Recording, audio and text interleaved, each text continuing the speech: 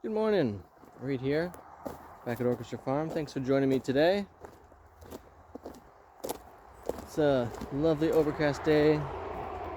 Maybe we'll get some rain out of this weather, but we'll see. It's around the 13th of August 2024. If you're watching this in the future, which frankly you're going to have to be because I'm going to upload it later. And I want to say thank you to everyone who's been a recent subscriber to the channel or joined some other way. Now this is curious. These lupin plants here have clearly lost their seed stalks. That doesn't make too much sense, but life doesn't always make much sense. So you just gotta roll with it at times. And you can see there's some serious just growth happening here. There's a nice pecan tree there. Oh, and one of the hazelnuts is getting big. That's nice to see. Let's see if we can find out what's happening. So I had a good weekend, and finally, after it feels like, half a decade, I'm making progress with a rocket mass heater. If you're on my Noster feed, then you have maybe seen some of those photos happening. So this grass is like crazy. And there's like some mint in there. Do you see this nice little mint plant? There's the hazelnut. It's like up to my chest. No, I'm not going to try to get through all that right now. There's another hazelnut that's here that's doing a lot better. Hello. And I am so excited about the rocket mass heater project. Basically, I'm utilizing a daybed project in my greenhouse to create it. So I have the basic structure, and I deposited my flexi chimney pipe into there. I have to cut holes for it, and to do that I need to do out my measurements for the rocket mass heater that'll actually be on the exterior of the greenhouse. It's a pretty small greenhouse, and there's not actually space for that in it, which is fine. And some people will be like, whoa, you want all the heat in there? I'm like, if you saw the greenhouse, you'd realize that it has a lot of holes in it. It's barely a greenhouse. It's like the idea of a greenhouse rather than a actual greenhouse. And anyway, if I decide that I think it's worth it, I'll fix up the greenhouse itself to be more productive with heat and such. But just getting the project accomplished feels like fantastic. And if you've ever had a project that you've been wanting to do for like multiple years, and then you finally get to it, you know what I'm talking about. Wow. Taking the fallow year is definitely showing right now.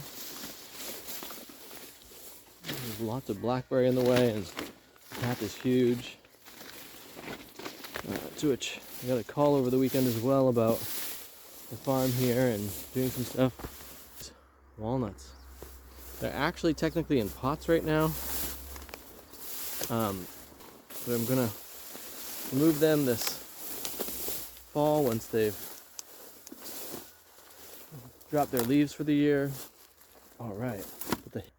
You see that? I'm super excited about that. That's a lot of nice new growth on it. Oh my gosh, it almost looks like that's a nut, but I don't know enough about the plant growth to say that for sure. Oh snap! The elderberries have their fruit on. I'm gonna do some harvesting with that.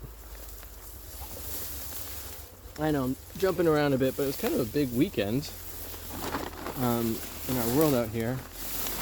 And so I'll give you the update later when it's appropriate about what's going to happen here at Orchestra Farm next year.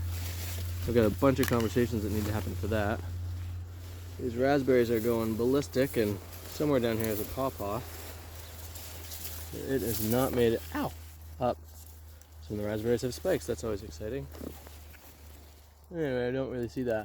I'll have to do a serious search for that. Anyway, There's a raspberry. What was I even talking about? Goodness me. So excited by the plants right now and potential future plans. But realism says, stick with the present moment. And so, these walnuts are making projects that take a lot of time. You know, this farm here, it could really take all my time and energy. And, you know, the question that was happening over the weekend was along the lines of, you know, what is worth even growing right now? And the idea of there's not really a market for things like potato or squash in this kind of small scale version of things. And so, how do you make it function? With the idea of there's other people out there who are actually interested in growing and are both determined and relaxed. Because I personally don't want a bunch of stress around any of this. And collaborating can make a lot of sense. Like, look at that big area there. Down again and tarped off. Could be really great. You know, here, these are not getting watered. Like, that's the joy of this particular landscape, is you don't need to water it. Also part of the problem and why all the grasses and everything else are like sky high. Like, do you see that thistle there? Learn how to use my finger in the camera. That's huge. It's at least, it's over 6 feet tall. Probably close to 7. And so, moving forward, it's one of the things I'm realizing in life is collaboration is amazing, and you get more things done with collaboration. So even with the rocket mass heater project, once I've got my dimensions figured out for the heater itself and all the materials on hand, I think I have most of them, then I'm going to have a bunch of friends over who want to see that kind of a project take place. And with that, we'll bust it out in a day, light it up, and see how it goes. And in that, I'll probably say, if anyone can bring pebbles, because that's what I'm going to fill the mass with, our pebbles, hopefully that will get filled a lot quicker. Because the thing is, it's going to take a lot of material to fill it. I haven't done out the area of it, but it's pretty much a 7 foot by 3 foot by, let's call it 20 inches space. I'm not good at that math in my head, so that's what that is. And anyway, life is funner with others, and even if it's a good thing to just take the initiative myself, ourselves, and get all the balls rolling and make sure everything is ready to go, life is good that way. I worked on a project yesterday with a friend, and just about nothing was prepped or ready to go, including having like the dullest saw blade ever. That was a little disappointing, and it doesn't feel productive.